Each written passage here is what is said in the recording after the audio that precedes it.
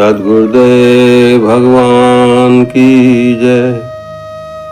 युद्ध भूमि में अपने ही बंधु बांधवों को मारने का विचार अर्जुन को मोहवश बार बार व्याकुल कर रहा है, लेकिन श्री कृष्ण अर्जुन के इस अज्ञान रूपी मोह को दूर करने के लिए आत्मा की अमरता का ज्ञान देकर समझाते हैं कि जो मनुष्य इस आत्मा को अविनाशी, नित्य, जन्म रहित तथा अव्यय जानता है, वह किसे मार सकता है या किसे मरवा सकता है।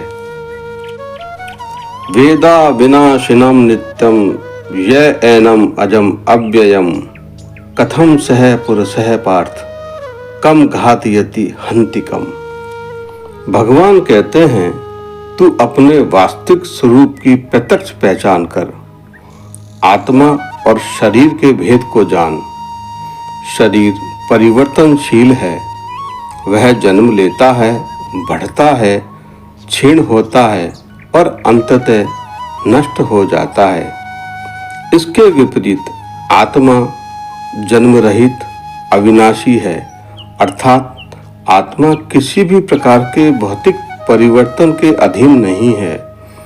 जो वस्तु बदलती है वही नष्ट होती है और जो कभी उत्पन्न ही नहीं हुई वह कभी नष्ट भी नहीं हो सकती है। अतः आत्मा न उत्पत्ति का विषय है न विनाश का। मैं मार रहा हूँ या मारा जाऊंगा, ये कथन आत्मा के स्तर पर असंगत है। मारना और मरना शरीर की घटना है, आत्मा की नहीं। वास्तव में आत्मा अकर्ता है, परंतु कर्ता का भाव देह अभिमान से उत्पन्न होता है। जब चेतना स्वयं को शरीर के साथ अभिन्न मान लेती है, तब ये भाव उत्पन्न होता है। लेकिन आत्मज्ञान इस भ्रांति को तोड़ देता है। ये नैतिक शून्यवाद का पथ नहीं है। गीता दो स्तर स्वीकार करती है, परमार्थिक और व्यवहारिक। परमार्थिक स्तर पर आत्मा न जन्म लेती है न मरती है, परंतु व्यवहारिक स्तर पर शरीर, समाज, धर्म और कर्तव्य का अस्तित्व है।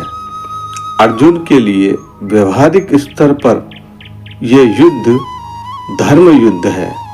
अतः आत्मा की अमरता का ज्ञान कर्तव्य से पलायन का कारण नहीं बनता, बल्कि मोह और शोक से मुक्त होकर धर्म पालन की शक्ति देता है। नित्य का अर्थ केवल दीर्घकालिक अस्तित्व नहीं, बल्कि समयातीत सत्ता है। जो समय में स्थित है वह परिवर्तन के अधीन है। जो समय का साक्षी है वह स्वयं परिवर्तन से परे है। आत्मा को नित्य कहकर गीता उसे काल के पार स्थापित करती है। इसलिए मृत्यु केवल रूपांतरण है, अस्तित्व का लोप नहीं।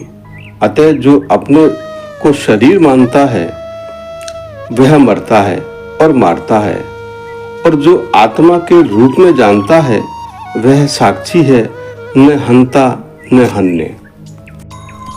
वासांसि जीर्णानि यथा व्याहे नावीन गृह्णाति नरोपराणि तथा शरीराणि विहाय जीर्णानि अन्यानि संयाति नावीन देहि।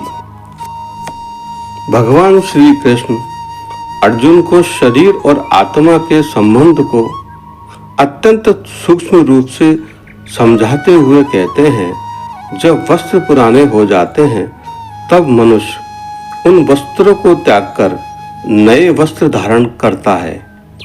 वस्त्र का त्याग और नए वस्त्र का धारण जीवन की प्रक्रिया है। इसी प्रकार आत्मा पुराना शरीर त्याग कर नया शरीर धारण करती है। शरीर केवल अस्थायी आवरण है। आत्मा उस शरीर का स्वामी है। मृत्यु या शरीर का क्षय आत्मा को प्रभावित नहीं करता है। शरीर पुराने वस्त्रों का त्याग करता है और आत्मा पुराने शरीर का। यह प्राकृतिक नियम है। मृत्यु केवल रूपांतरण है। मृत्यु भयावह नहीं बल्कि आवश्यक परिवर्तन है।